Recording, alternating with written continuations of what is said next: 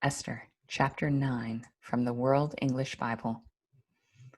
Now in the 12th month, which is the month of Adar, on the 13th day of the month, when the king's commandment and his decree came near to be put in execution, on that day that the enemies of the Jews hoped to conquer them, but it turned out that the opposite happened, that the Jews conquered those who hated them. The Jews gathered themselves together in their cities throughout all the provinces of the king Ahasuerus to lay hands on those who wanted to harm them. Not one could withstand them, because the fear of them had fallen on all the people. All the princes of the provinces, the local governors, and those who did the king's business helped the Jews, because the fear of Mordecai had fallen on them. For Mordecai was great in the king's house, and his fame went out throughout all the provinces. For the man Mordecai grew greater and greater. The Jews struck all their enemies with the stroke of the sword and with slaughter and destruction, and did what they wanted to those who hated them. In the citadel of Susa, the Jews killed and destroyed 500 men.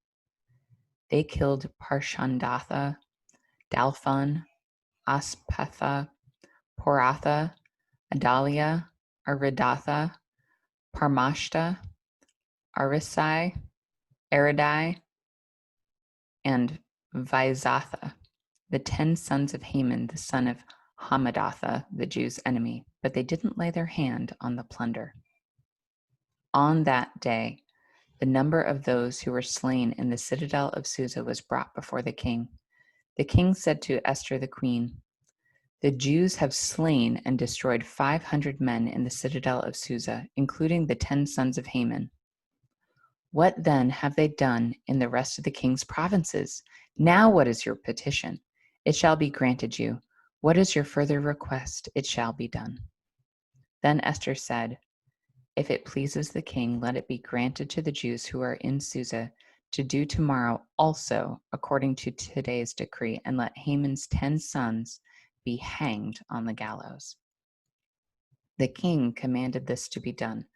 A decree was given out in Susa, and they hanged Haman's 10 sons. The Jews who were in Susa gathered themselves together on the 14th day also of the month Adar, and killed 300 men in Susa, but they didn't lay their hands on the plunder.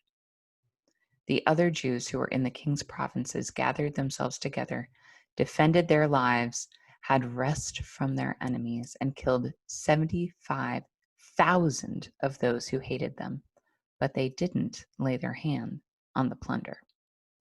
This was done on the 13th day of the month Adar. On the 14th of that month they rested and made it a day of feasting and gladness. But the Jews who were in Susa assembled together on the 13th and on the 14th days of the month. And on the 15th day of that month they rested and made it a day of feasting and gladness. Therefore, the Jews of the villages who live in the unwalled towns make the 14th day of the month Adar a day of gladness and feasting, a holiday, and a day of sending presents of food to one another. Mordecai wrote these things and sent letters to all the Jews who were in all the provinces of the king Ahasuerus, both near and far, to enjoin them that they should keep the 14th and 15th days of the month Adar yearly, as the days in which the Jews had rest from their enemies, and the month which was turned to them from sorrow to gladness, and from mourning into a holiday, that they should make them days of feasting and gladness, of sending presents of food to one another, and gifts to the needy. The Jews accepted the custom that they had begun, as Mordecai had written to them, because Haman, the son of Hamadatha the Agagite, the enemy of all the Jews, had plotted against the Jews to destroy them, and had cast pur, that is, the lot, to consume them and to destroy them. But when this became known to the king, he commanded by letters that his wicked plan, which he had planned against the Jews, should return on his own head, that he and his son should be hanged on the gallows. Therefore they called these days Purim, or Purim, from the word pur.